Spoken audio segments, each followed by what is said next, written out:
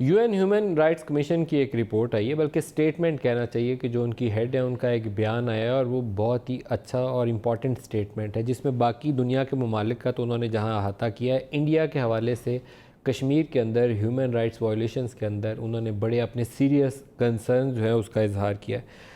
Lockdowns के ऊपर, जो कम्युनिकेशन ब्लॉकेड है उसके ऊपर, और जो आर्टिकल ख़त्म किया और उसकी खसूसी हैसियत है उसके हवाले से भी एक बहुत ही इंपॉर्टेंट पैरा है, जिसमें उन्होंने कहा कि it is important that people of Kashmir are consulted and engaged in any decision making process that have an impact on their future.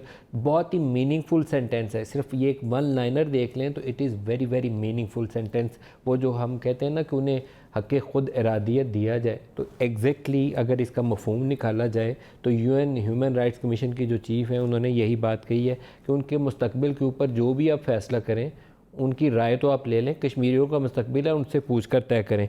दूसरा, असम के अंदर 1.9 मुस्लिम्स हैं जिनको बेसिकली उन्होंने स्टेटलेस सिटीजन्स बना दिया। जो नया उन्होंने एक नेशनल रजिस्टर निकाला है, उन्होंने कहा आपके पास तो प्रूफ नहीं है कि आप यहाँ के सिटीजन्स हैं। ये 71 अगर हम वो देख लें कि वो मुक्ति बानी और किस तरीके से ईस्ट पाकिस्तान के अंदर मुदाखलत और इंडिया का रोल उसके अंदर, तो ये 1.9 मिलियन जो बंगाली मुस्लिम्स हैं अब ये लार्जली स्टेटलेस हो गए। एक अपील का इनको हक़ दिया गया है, लेकिन वहाँ जिस तरह का रवैया अपनाया गया और जो बीजेपी के इंतहा पसंद इस वक्त वहाँ पे प्रचार कर रहे हैं, लगता नहीं है कि इनकी सुनवाई होगी। तो एक बहुत बड़ा क्राइसिस उसके ऊपर है। यूएन ह्यूमन राइट्स कमीशन की जो चीफ़ हैं उन्होंने उसके ऊपर भी एक बयानिया दिया है कि ये इन लोगों का जो मफाद है इनका तहफ़्फ़ुज़ किया जाए, ड्यू प्रोसेस ऑफ लॉ उसको फॉलो किया जाए। ड्यू प्रोसेस ऑफ लॉ एक बड़ी अहम टर्म है। पाकिस्तान में जब आइनी तरमीम हो रही थी पीएमएलएन के दौर में, तो उसके अंदर एक प्रोविजन डाली गई, due process of law. Due process of law कहता क्या है कि आप किसी को सज़ा देने लगें, कोई एहतसाब का अमल है, तो उस प्रोसेस को फॉलो किया जाए जो कानून में, आइन में बुनियादी तौर पर तय किया गया है, उसके बुनियादी हकूक़ जो हैं वो पामाल ना हो। पाकिस्तान में भी एक अकाउंटेबिलिटी का प्रोसेस चल रहा है, लेकिन अपोजिशन जमातों का एतराज़ ये है कि इसका फोकस और महवर सिर्फ अपोजिशन जमातों को टारगेट करना है। हुक्मरान जमात के ऊपर तो इसका हाथ नहीं है, लेकिन अपोजिशन के लिए कोई ना कोई तरीक़ाकार निकाल लिया जाता है। कहीं जज बदली हो जाता है, कहीं व्हाट्सएप मैसेज आ जाता है, कहीं एफआईए की रिपोर्ट बिल्कुल 11th आवर पे आती है और वो कुछ और कर देती है। तो कुछ ना कुछ ऐसा हो रहा है कि निशाना अपोजिशन जमातों पे रहता है, हुक्मरान जमात बच जाती है।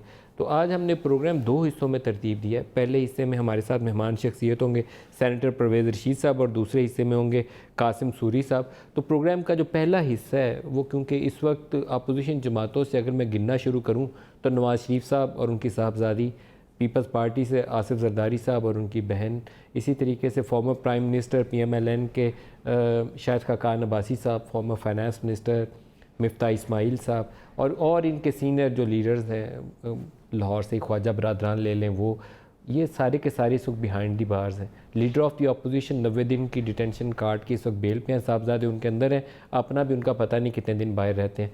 तो इस सिचुएशन को प्रोग्राम का पहला हिस्सा जो है, हमारा दिल है कि इसके ऊपर इनसे पूछें कि बार बार तसलसल के साथ हुक्मरान जमात की तरफ से एनआरओ का तज़किरा आता है। मैंने ड्यू प्रोसेस को इसलिए जिक्र किया कि NRO is no due process, ये कहीं आइन में इसका तज़किरा नहीं है, लेकिन पाकिस्तान की सियासी हिस्ट्री इसी एनआरओ से भरी पड़ी है। एक से ज़्यादा दफ़ा इसकी मिसालें हर अदवार में हमें मिलती हैं। तो आज हम कहाँ स्टैंड करते हैं? पिछले 2-3 रोज़ से मुसलसल कुछ ऐसे आर्टिकल आए जिससे कुछ ऐसी इंडिकेशंस मिलती थी कि जैसे शरीफ फैमिली को दोबारा से कोई डील ऑफ़र हो रही है। तो मैं इसी से इसका आगाज़ करना चाहूँगा।